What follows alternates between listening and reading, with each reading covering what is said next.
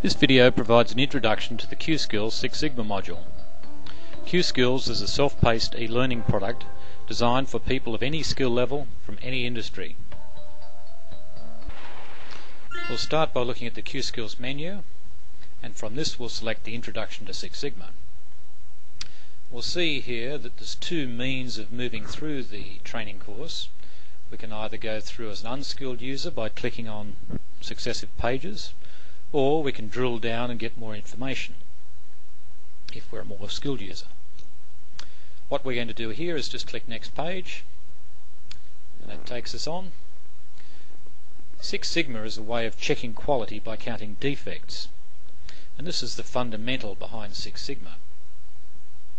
Now, a defect occurs whenever a product or service goes outside of its specification, although in reality we should always try to measure variables rather than counting defects, because this gives more information about our process. However, when we can only count defects, we should plot the defects on what's known as an attribute control chart. And from an attribute control chart, if we want to, we can calculate sigma. Not that this is particularly useful, but this is the way we should calculate it. Under no circumstances should we ever use Six Sigma tables, because this will give false results. Let's just move on.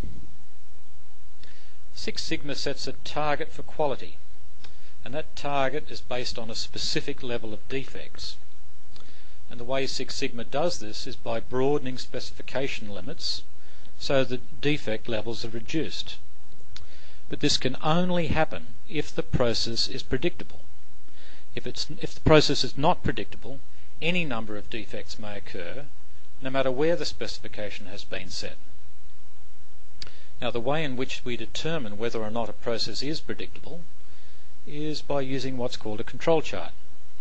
And we'll go on later in Q-Skills to learn how a control chart is used and how it does predict whether a process is predictable or not. Now, we may happen to have a process that is operating on target and producing good quality. But in reality, the target is set by what the customer wants. And if our process is not capable of achieving this, we'll produce defects.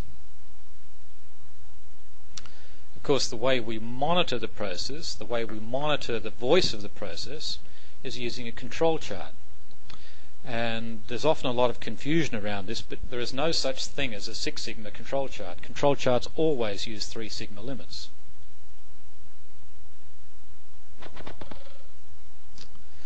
The way we improve the process is by using the quality improvement tools, and this is the focus of Q-Skills. As we go on through Q-Skills, we'll learn what the tools are, how they interact, and we'll learn about them through a variety of games and exercises that teach us how to improve processes.